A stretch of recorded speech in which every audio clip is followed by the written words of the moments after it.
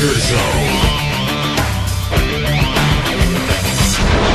Good morning, good afternoon, good evening, everyone. I'm your host, Kev Baker. That's right, it's that time of day. It is time for the Kev Baker Show right here on your number one, your favourite network, truthfrequencyradio.com. If you're out there on iHeart, TalkStream Live, TuneIn Radio, any of the FM stations as well, I hope you are ready for another brilliant hour of radio.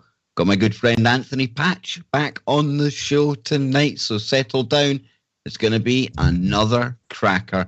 And of course, we have got my co-host and my good friend, Johnny Whistles. How you doing, big man? Oh, I'm doing fine, Kev. The crazy particles are ready to be kicked about. I mean, it's not as if they don't need it, Kev, eh? But they're ready to be kicked about again by used to quantumly entangled, and I am convinced. I just want to share this with our listeners.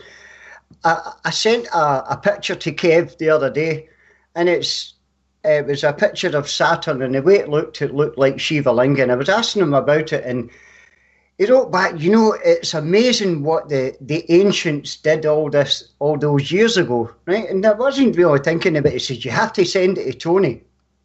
I send it to Tony. Tony's answer is, you know, it's amazing what the ancients did with the technology in those days. And I'm saying, have I just been reading the same email or whatever? Honest to God, used to really are kind of a freakily, totally entangled. You see, now you've experienced it for yourself, Johnny, and that's why myself and Tony often laugh during our email exchanges, because at times we sync up. It's quite uncanny. Before we go to the good man himself, a big shout out to everyone in the UK who's awaiting the election results. That's right, we've had another election over here. I see Nicola Sturgeon, the number one KBS fan in the world. She's tuning in live. She's in the chat room right now.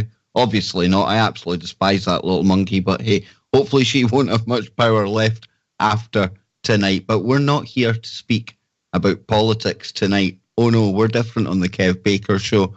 And as I said on Facebook today, I look forward to the brand new audience that we pick up next week when people realise that, you know what, it doesn't matter which way you vote or who gets in.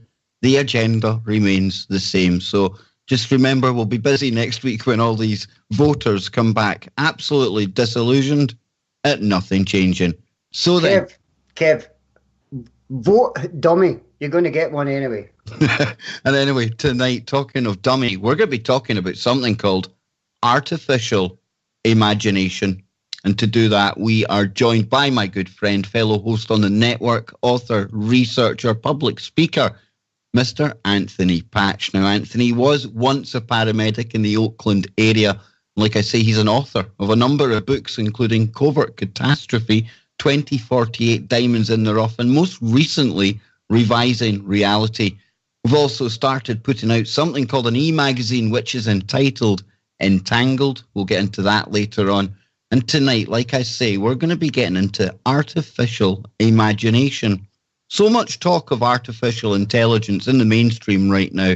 And even in the past shows that myself and Tony and Johnny have done, we've been covering various topics that tie in with the sentient world simulation, Palantir, and stuff like that. And Tony, this is where I want to start. But before we go anywhere, how you doing, man? Welcome to the show.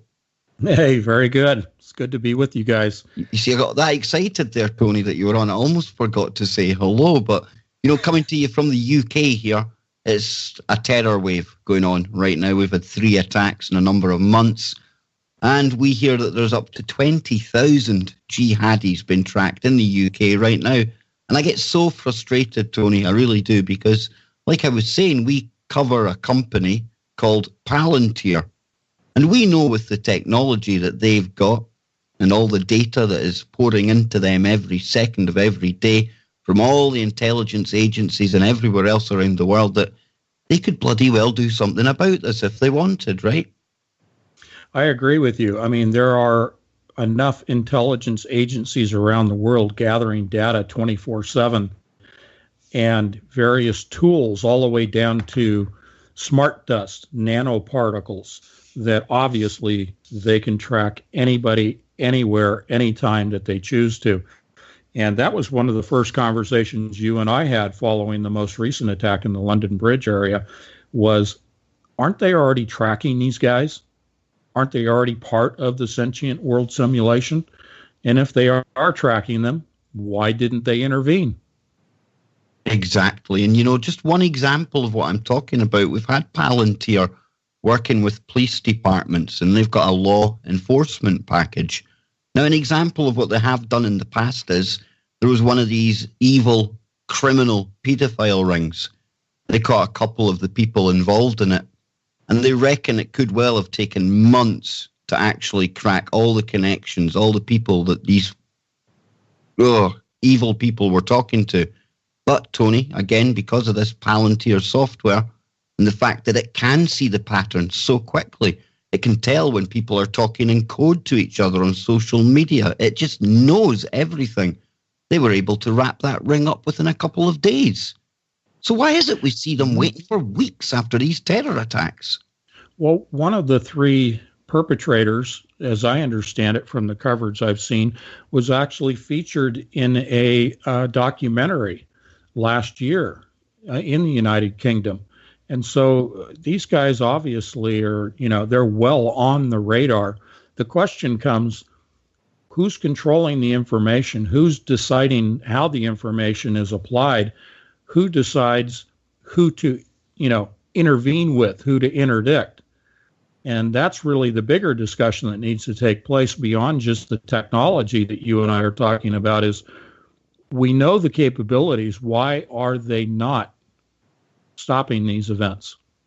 Absolutely. And this is why we've spoken in the past of, they used to probably have to pull off fake events and false flags and things like that. But now the conditions have been set and they know exactly who is just primed for doing these things. And Tony, with the stuff we were talking about with Dr. Eric Karlstrom last night, this brings in the whole mind control aspect of it as well, because they can easily trigger people with the technology that we often talk about ourselves.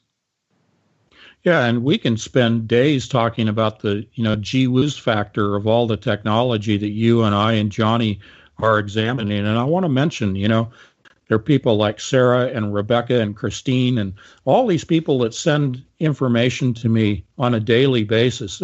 There's a very tight group of researchers that send me information all the time. And it's all public information, but the point is I can't see it all, you can't see it all, but we have our own little think tank going here. And if in our little examination through our think tank process, we come to this realization or conclusion that these events can be stopped, then we have to put it back to the powers that be. Why are you not stopping these events? We understand that algorithms that observe human behavior exist. The same algorithms are used to predict human behavior, and the data that is taken in through CCTV cameras, through intelligence that is gathered electronically, and human intelligence as well, that comes into these centers, these billion-dollar programs in the United States, United Kingdom, wherever you want to talk about it. It begs the question, if you have all of this information and all this technology, including quantum computers with NSA, et cetera, then why aren't you helping us? Why aren't you coming to our rescue? We don't want to interfere with what you're doing. We want you to gather the data, but we would like you to apply it in a positive fashion. And of course, Palantir, we uncovered the fact that the name itself refers to Sauron's crystal ball. And Sauron uses the Palantir to surveil, chase, and wage war against his enemies across Middle-earth. Now, we're not in Middle-earth, but it certainly seems that there is an elite cabal using it for just that purpose. So it sounds like you're saying that we as the people are the enemy, that we've been labeled as the enemy, apparently.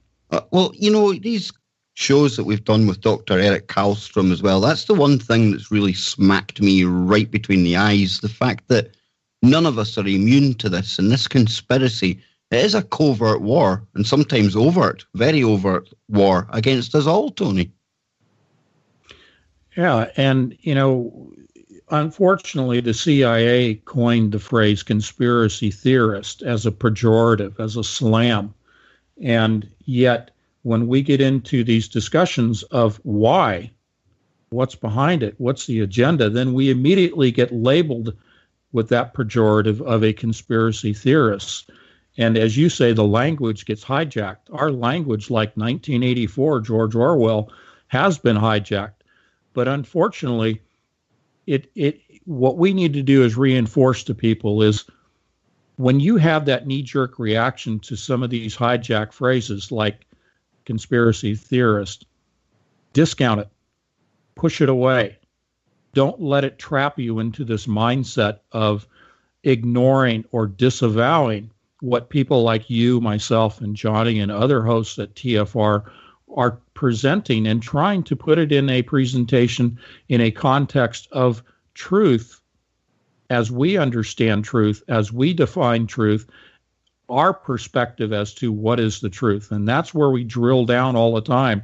The three of us in our discussions is getting down to the definition, getting down to the finer point of a discussion. And that is, how do you define truth? According to who and who's creating the definition of truth? And that's how we get away from this conspiracy theorist thing, is to name the parties. I, from a Christian perspective, have my perspective on what the truth is.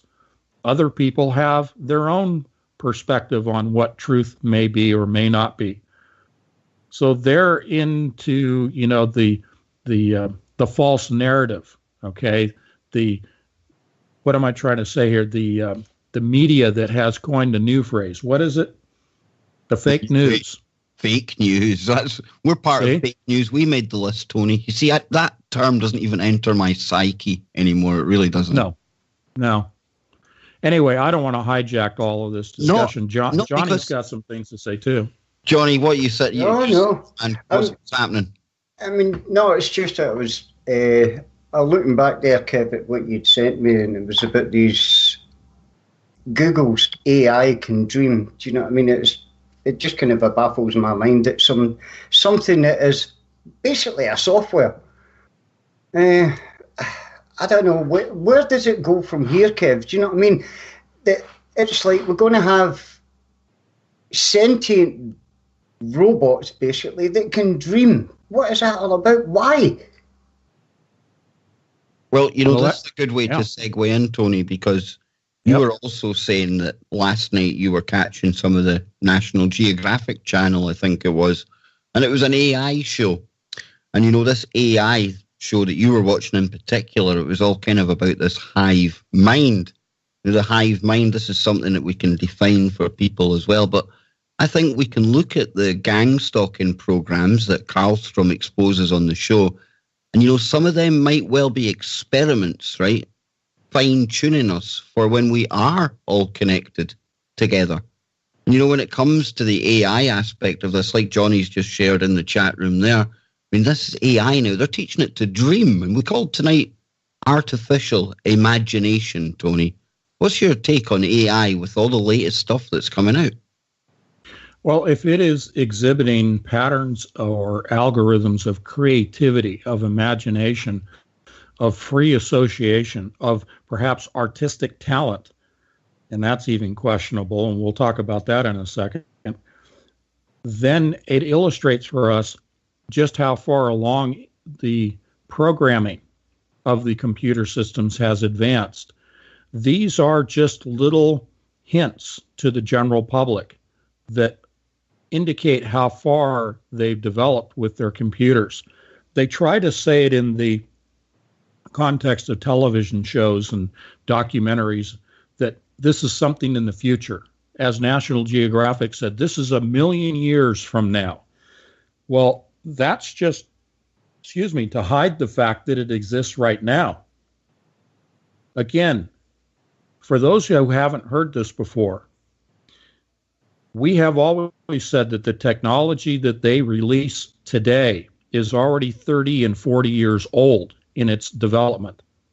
Therefore, if they're talking about a computer years from now having imagination and creativity, what they're really saying is this is what's going on behind the scenes. You have to flip the propaganda 180 degrees in order to see the truth.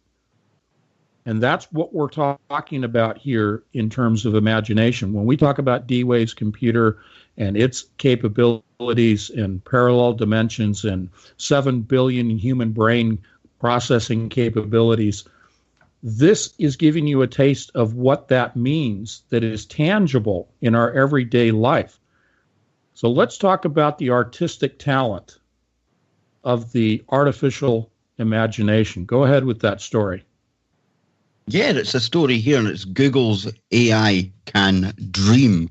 And it says this is what it looks like, and I've posted examples in the chat room, and it looks like a really kind of horrific version of some kind of oldie-worldy oil painting. That's the best way I can describe it. It looks like somebody on LSD as well, I suppose.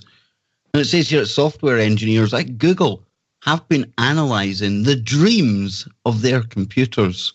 Just let that sink in for a moment, will you? Analysing the dreams of their computers. And it turns out that the androids do dream of electric sheep and also pig snails, camel birds, and dogfish. This conclusion has been made after testing the ability of Google's servers to recognise and create images of commonplace objects, for example, bananas and measuring cups. The result of this experiment is tessellating Escher-esque artwork with Dali-like quirks. And like I say, I mean, here we have, Tony, them talking about analysing the dreams of their computers. Yeah, and I want to thank Sarah in the chat room for sending me the video that gave us some illustrations of that. And picture, if you will, a simple pen and ink, drawing of a face, kind of a stick figure face, all right? And that is given to the computer in terms of facial recognition. And the computer is then to draw its own version, its own copy, its clone of this. And so what you would expect is a computer to give you back a stick figure, simple pen and ink, pencil and paper, facial drawing, very simplistic. Well, it's quite the opposite of that. It comes back with colors, but it looks like, and this is the punchline, it looks demonic. The imagination, there it is in chat right now, the imagination of the AI produces an image as its output from a simple line drawing of what clearly to anybody looks like a horrible nightmare. And it begs the question, what is it that the computer is seeing? And real quick, I just want to say that physics, from the physics standpoint, it's operating at a different frequency. We see the electromagnetic spectrum through our senses at a very, very narrow band of electromagnetism. The computer system is operating in a different narrow band of the electromagnetic spectrum. That's why the output of the pictures is different, because they see things differently. Go ahead. Johnny, you've seen that picture in the chat now as well. I mean, that's nothing good that thing's drawing, right? No, exactly, Kev. Do you know what I mean? It seems to be getting everything all kind of mixed up, muddled together, and do you know what I mean? You know what I think, John and Tony? I think this is quite encouraging, because I think, as I've shared with you guys before the show, that I think consciousness is missing from the whole equation here.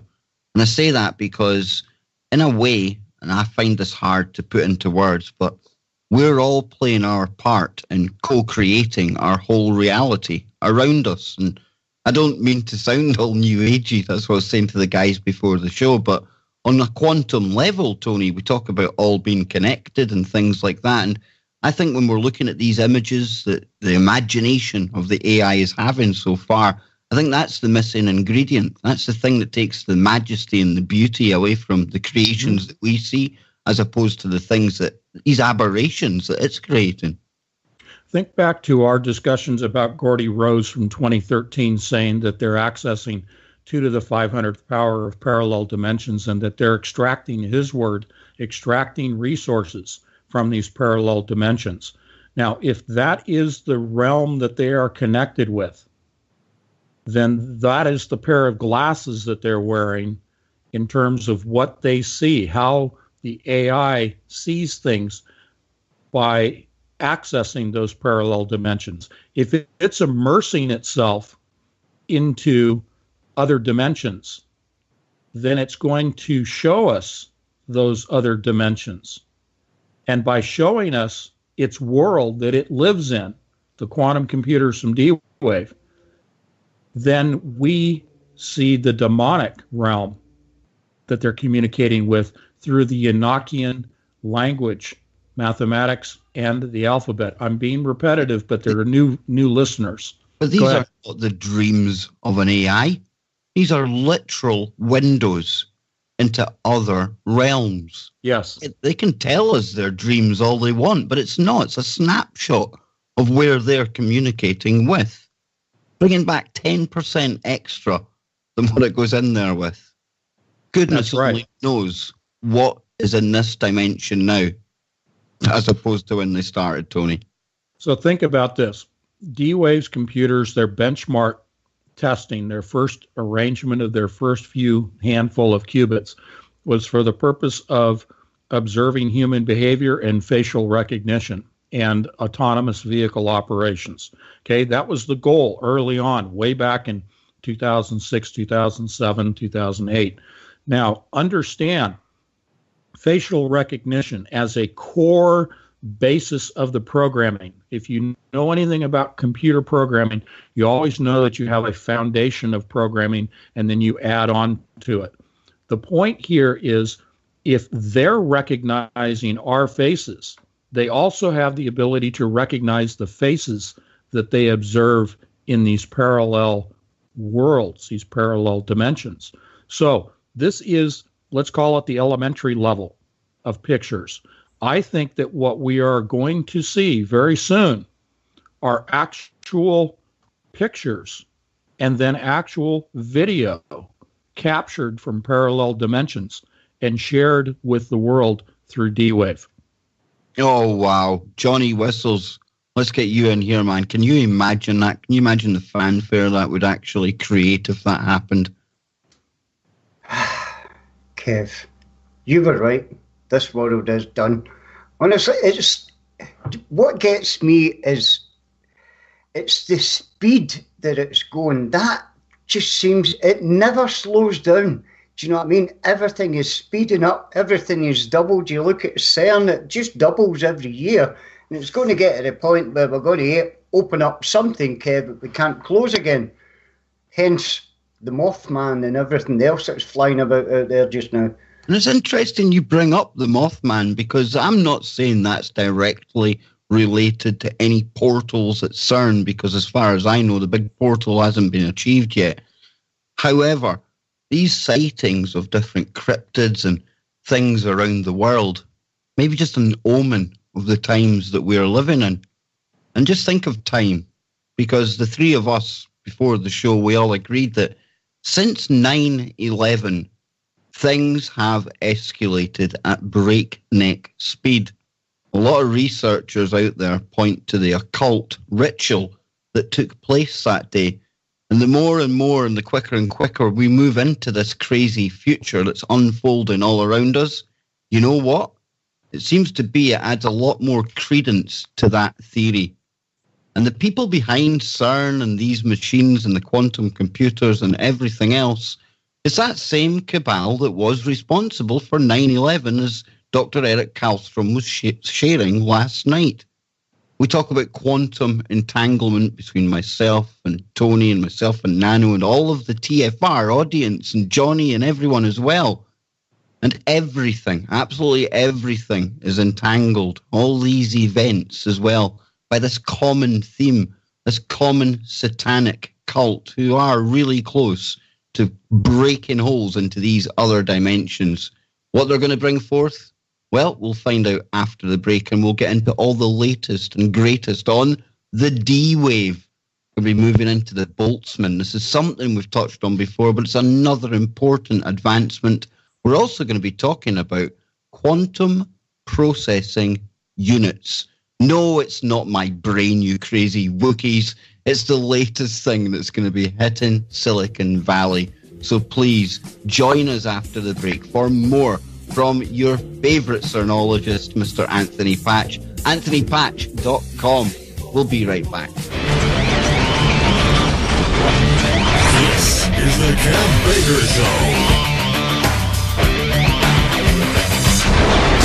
Show. Welcome back, everybody. I'm your host, Kev Baker. Tonight we're joined by Anthony Patch. I've got Johnny Whistles with me as well.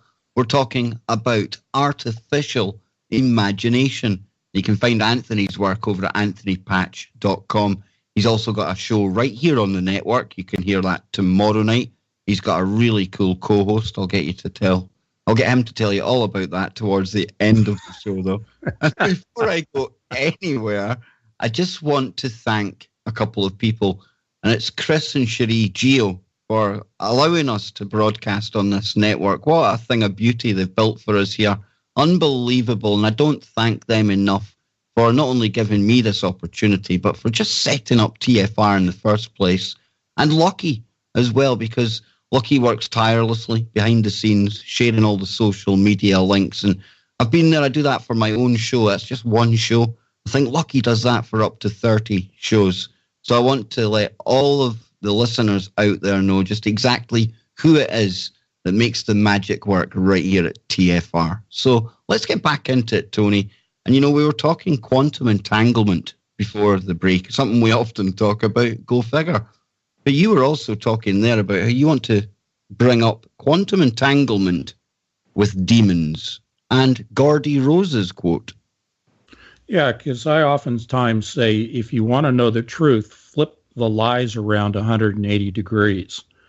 And if we talk in terms that are positive about quantum entanglement, imagine what the nefarious operatives are doing if they are quantum entangled with demonic entities and amongst themselves as practitioners of the occulted practices, the mystical societies.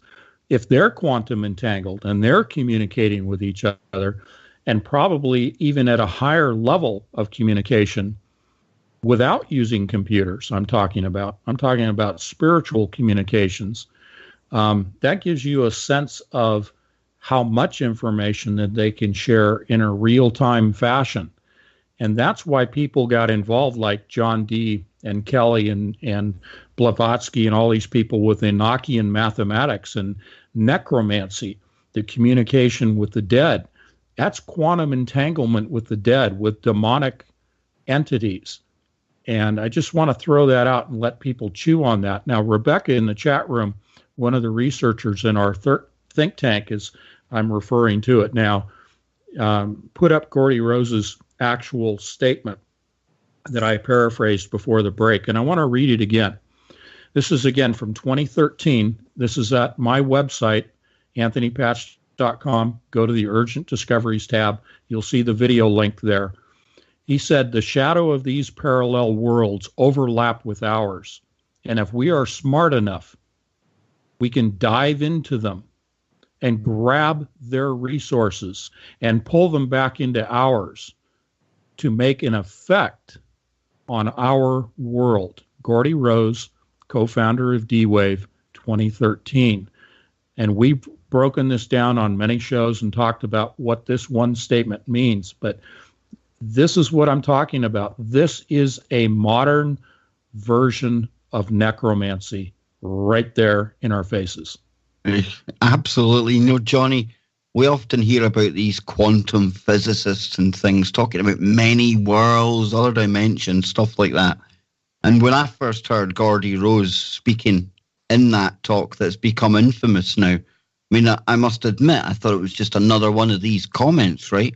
But the more we've come to learn, I mean, he's literally talking about looking into other alien worlds, Johnny, alien dimensions, and talking to the beings within them. That is mind-blowing, dude.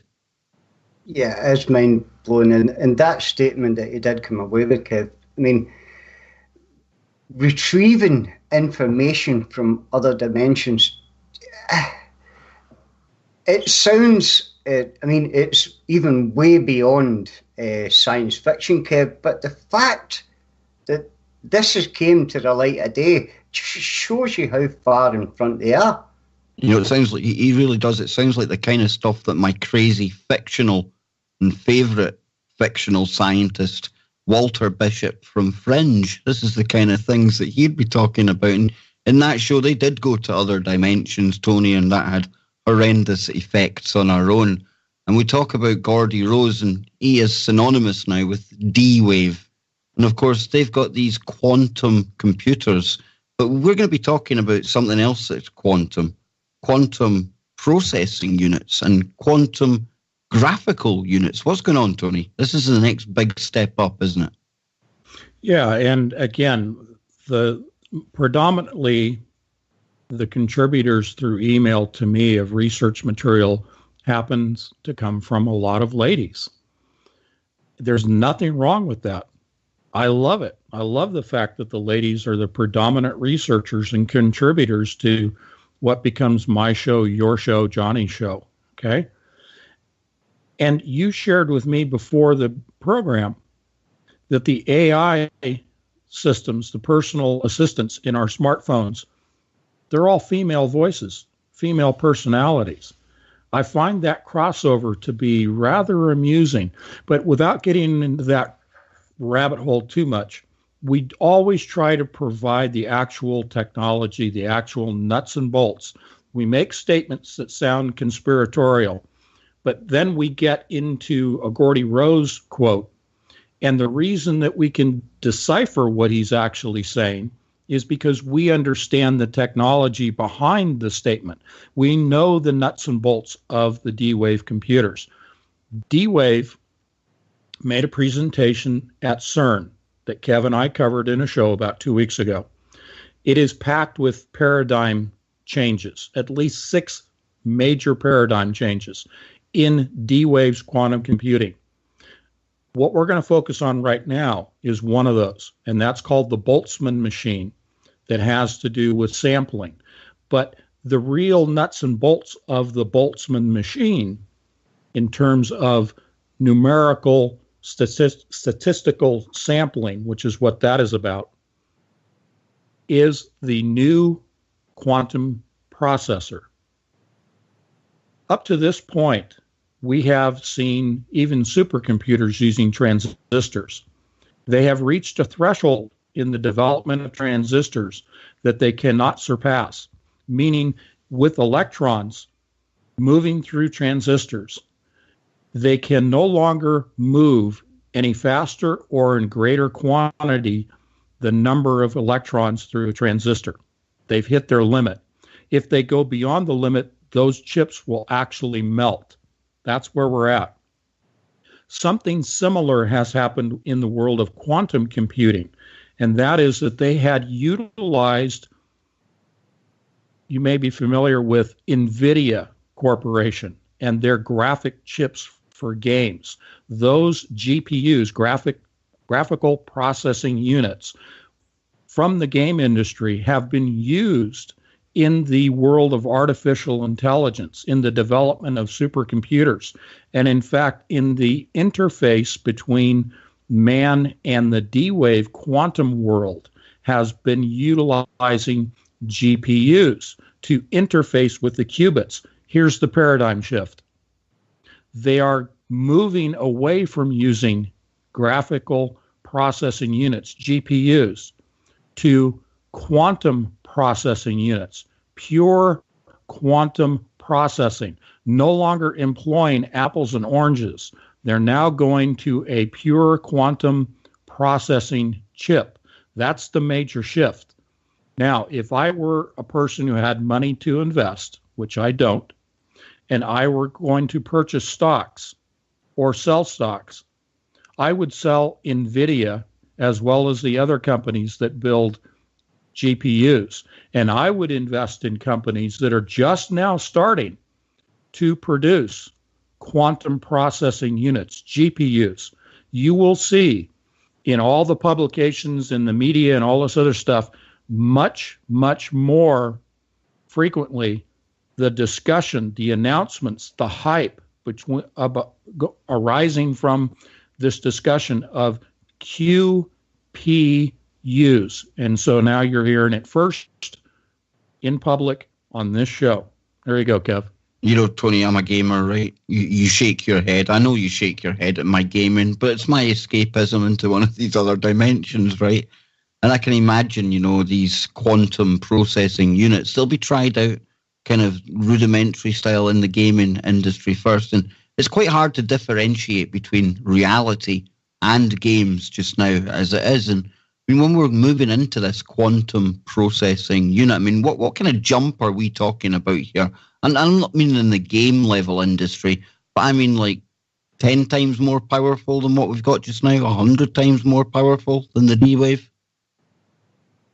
Yeah, I don't think we can even think of it in terms of power. I've not seen any figures that would answer your question, but I would look at it this way. This is before you probably were even born. We used to have a word processor that looked like a typewriter. I mean, let's go back to typewriter if you want. But taking a very simple word processing computer, which really didn't do any computations. It was like a word program on a computer, on a typewriter.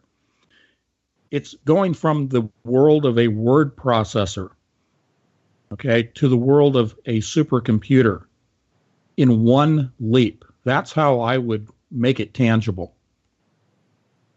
So basically, they've used this D-Wave to communicate with the other dimension, retrieve the algorithms and everything else needed to crack these Enochian codes.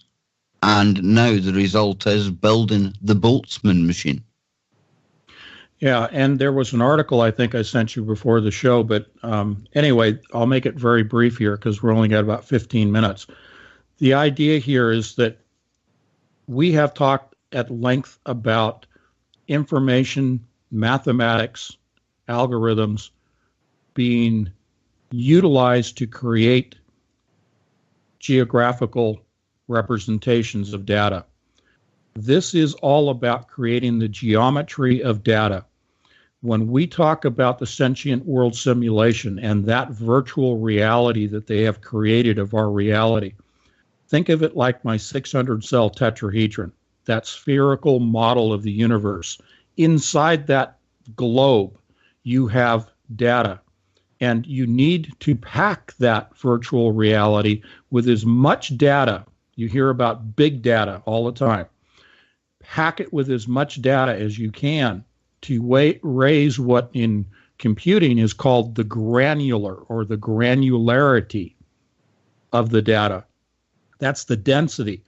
The density creates geometric shapes. The geometric shapes give you higher resolution images in your game or in your virtual reality or in your sentient world simulation. It's all about data, density, and geometry. Well, you know, when they're talking about geometry as well, I mean, they talk here, it's an article, I don't know if this is the one you were referring to, but it says, take a look and you'll see into your imagination. It says, scanning your brain to decode the contents of your mind has been a subject of intense research interest for some time. Now, as studies have progressed, scientists have gradually been able to interpret what test subjects see, remember, imagine, and even dream. There have been significant limitations, however, beginning with the necessity to extensively catalogue each subject's unique brain patterns, which are then pre-matched with a similar number of pre-programmed images. Now, these brain patterns, Tony, is that the same kind of geometry that you're talking about? When exactly. That is exactly what it is. They're using what's known as an fMRI. That's a magnetic resonance imaging device, a scanner in the hospital that is called a functional MRI. And what that means is they're actually watching the patterns of blood flow within the brain to be able to determine what activity in what region of the brain is taking place. What they're doing is they're taking and mapping the brain, mapping the connections between the neurons, between the synapses, following the blood flow and following the electrical pathways between those connections in order to map it. What they are now able to do, and I think is significant in that article that I sent you, is prediction. Not just looking real time at what is going on, but being able to predict a person's thoughts. We're talking about not only reading somebody's mind, but predicting their behavior. Again, that prediction comes from the base algorithms developed through D-Wave and other companies using supercomputers, using functional MRIs to actually be able to predict the next thought that will happen based upon historical patterns that produce the algorithms that say, you did this in the past, we think you will do the same or similar in the future. And you know, so that's not just mind control. This is predictive programming at the quantum scale. Go ahead. It really is. And, you know, it goes on to say here, as brain decoding and AI development advance, Kamitani hopes to improve the image identification accuracy of their technique. He goes on to say that bringing AI research and brain science closer together could open the door to a new machine interface, perhaps even bringing us closer to understanding consciousness itself. Now, you have to stop there, because what's Tony taught us, we have to do a 180 on that. And when they're talking about understanding consciousness, it's not that they want to write a book about it. It's because they want to try and recreate it and back engineer everything that they're seeing. When it's taking all these samples of all these algorithms of what we may do next and predicting what we can do, the more data it's got, the more granular, as you're explaining, Tony, then the more conscious they hope it will become. That's right. And if you can recreate a model of consciousness, of the thought patterns of the human brain, then you can replace those thoughts with thoughts that you want to program it with. If you understand the mechanism, then, in other words, the hardware, then you can write the software. So if you look at a company like IBM who builds the hardware, and then along comes Bill Gates and he goes, oh, I understand the hardware, but you need a program to make it operate. I'll write you the software to make it operate. That's exactly where we are today. Wow. And Whistles, you're sitting listening to this, man. I see the chat room, they're involved as well. I know you're not too keen on all of this, Johnny. What's your thoughts, man? I think and there's when only... I say you're not too keen, John, I mean you're not too keen on this kind of conscious AI about to be taking over. No. It's a machine. It's software. It's not a person. Doesn't matter if it tells you you're the most amazing person in the world. It's a machine, and don't trust it. So there's only one way to deal with them, Kev. Pass me my... So, hey, real quickly, you know that drawing that showed the AI drawing what appears to be the face of a demon? Yes. Okay. If that's how AI sees us, okay, do you think it wants us to be part of its system? Do you think that it's all, rainbows and flowers in the mind of the AI when it looks at the human being? Well, you see, Tony, I've got a friend, right? You might have heard of him. His name's Elon Musk. And this is why he wants us all to take the neural lace and we'll all sing Kumbaya in quantum binary by the end of the year. Yeah, I agree with you. Now, you sent me an article. Let's do another direction. Satellites. Tell us about the satellites. Go for that. This is great. It's Elon Musk again. You know, I've got this love affair with Elon, right? And it was actually you that sent me down this rabbit hole because you sent me an article from Wired. I thought I'll go and check what the latest news is. And I found out, headline here, SpaceX wants to launch thousands of satellites. What on earth for? Now, it goes on to say that SpaceX has always had pie-in-the-sky dreams of founding from its founding, as it was with the ultimate goal of enabling people to live on other planets.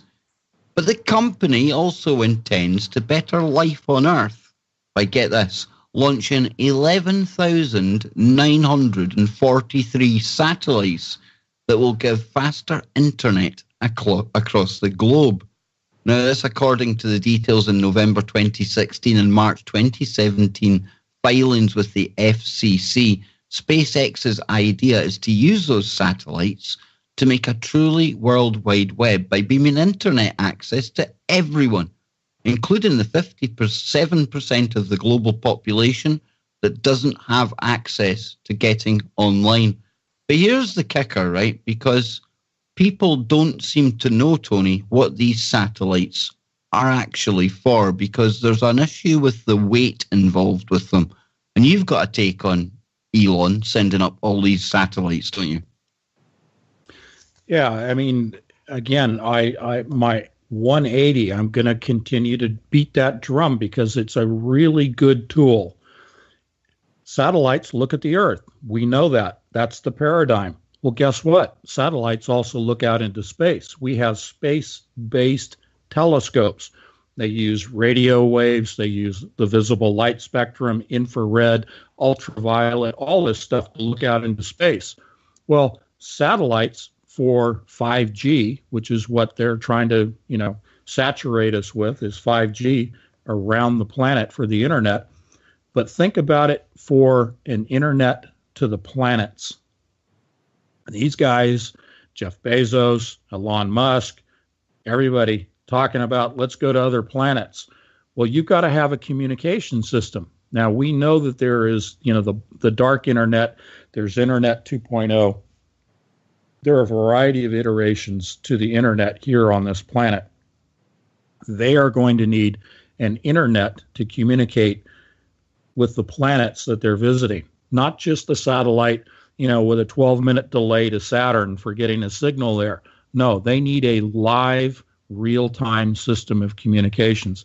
This possibly, it's pure conjecture on my part, could be laying the foundation for the internet of the planets of the solar system. And they're saying, Johnny, I'll get your take here as well, because that's a lot of satellites, dude, 12,000 of them. And they're going to be up 350 to 400 kilometers, which is really low when it comes to satellites. And it says here that when they're looking at the weight of these things, it says that it just doesn't figure out, Johnny. It just can't be kind of for what the intended purpose are. But Elon Musk launching all these satellites, dude, I think what Tony's telling us makes a lot more sense, actually, than what we're being told in the mainstream. Oh, definitely. I mean, when I heard about the 12,000 number, Kev, I'm thinking it's maybe these micro satellites that's going up there. I mean, I know that India and all them are sending up tiny satellites, one the size of a matchbox a young 15-year-old boy had made. But these, I don't see why 12,000. As you say, Kev, it's going to get to the stage there'll be that much metal that's actually surrounding our planet. It'll be like a Dyson sphere. It really is. Yeah. We're creating our own Dyson. And let me throw in real quick because we're about done. Okay. We're talking about people should look at the National Geospatial Agency, NGA. Okay. This is what these satellites are dealing with. They're talking about National Geospatial Agency observation. This ties into human intel, signals intel, and geo intel. The National Geospatial Agency is visually taking in information and tracking everyone. Okay, that's the geo intel. We'll get into that tomorrow. Tomorrow, we're also going to be talking about the Turing test, and we will get into more about what we just teased you with here today. But we need to get into talking about more of the specifics for 2 hours tomorrow than we just teased you with today. And Tony, we're going to be talking the Turing test tomorrow. And it wasn't that long ago we had the AlphaGo AI system actually winning at that Go game now. This is some ancient game, and it beat one of the world's best players at this. And the level of, air quotes, intelligence that these machines are now showing and displaying, I mean, does that render the Turing test irrelevant now? The Turing test is irrelevant at this point because of D-Wave. I'm making it very short. We'll explain that tomorrow. Also, I'm going to reveal what are known as eggs. Think about those satellites as eggs in space. And I will define eggs tomorrow that are on the ground in Afghanistan, principally, and also in the greater Middle East, that were deposited by the thousands by our special forces troops. So we'll talk about eggs tomorrow. This sounds like Mr. Patch is hatching a plan. Oh, I had to go there. I just had to go there. Intergalactic chickens. This has been an absolutely brilliant show. Tony, thank you so much for your time. I look forward to joining you tomorrow night. And I hope everyone out there, you've enjoyed another week of live radio right here with myself and Johnny Whistles. I'm just going to look at the calendar for next week to see what is on. Perhaps we're going to all be abducted on Monday. And then, Johnny, guess what? We're going to have Tony either Tuesday, Wednesday, Thursday. And then it's just me and you, brother. It's a week of Johnny and Kev. Until next week, folks, wherever you are, make it TFR. And dinny touch that dial. Nation. And to do that, we are joined by my good friend, fellow host on the network, author, researcher, public speaker, Mr. Anthony Patch. Now, Anthony was once a paramedic in the Oakland area. Like I say, he's an author of a number of books, including Covert Catastrophe, 2048 Diamonds in the Rough, and most recently, Revising Reality. We've also started putting out something called an e-magazine, which is entitled Entangled. We'll get into that later on. And tonight, like I say, we're going to be getting into artificial imagination. So much talk of artificial intelligence in the mainstream right now. And even in the past shows that myself and Tony and Johnny have done, we've been covering various topics that tie in with the sentient world simulation, Palantir, and stuff like that. And Tony, this is where I want to start. But before we go anywhere, how you doing, man? Welcome to the show.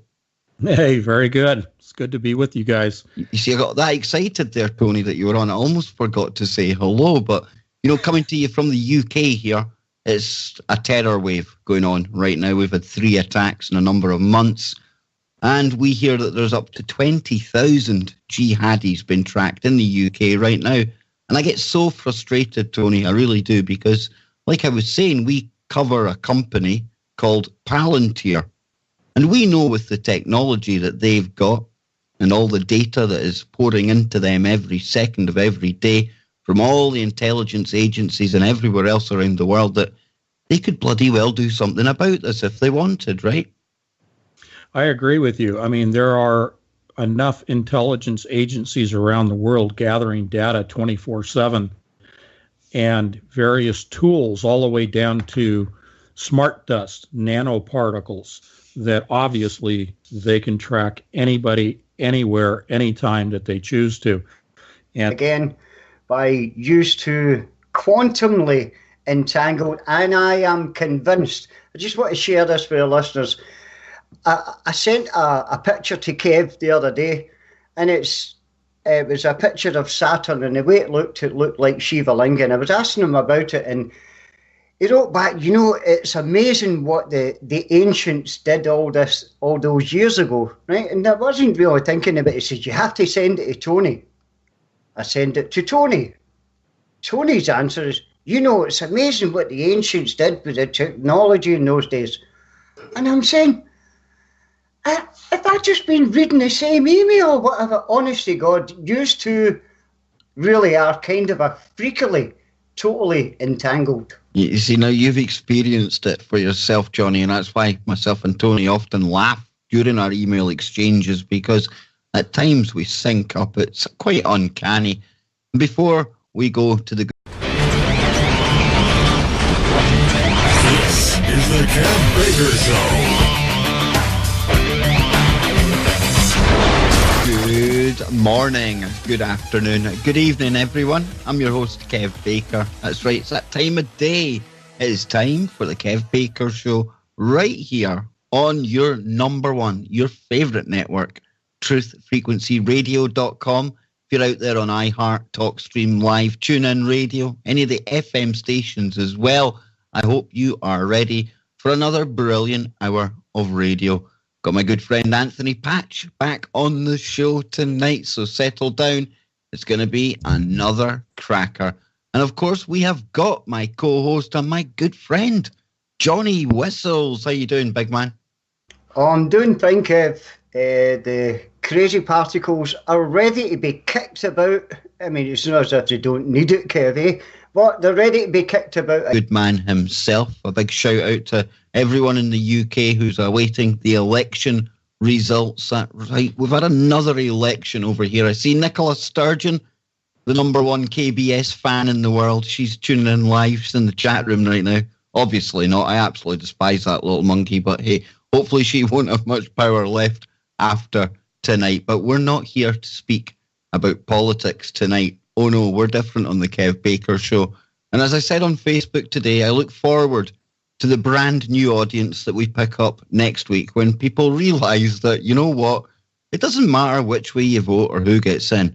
The agenda remains the same. So just remember, we'll be busy next week when all these voters come back absolutely disillusioned at nothing changing. So then... Kev, vote dummy. You're going to get one anyway. And anyway, tonight, talking of dummy, we're going to be talking about something called artificial imagination.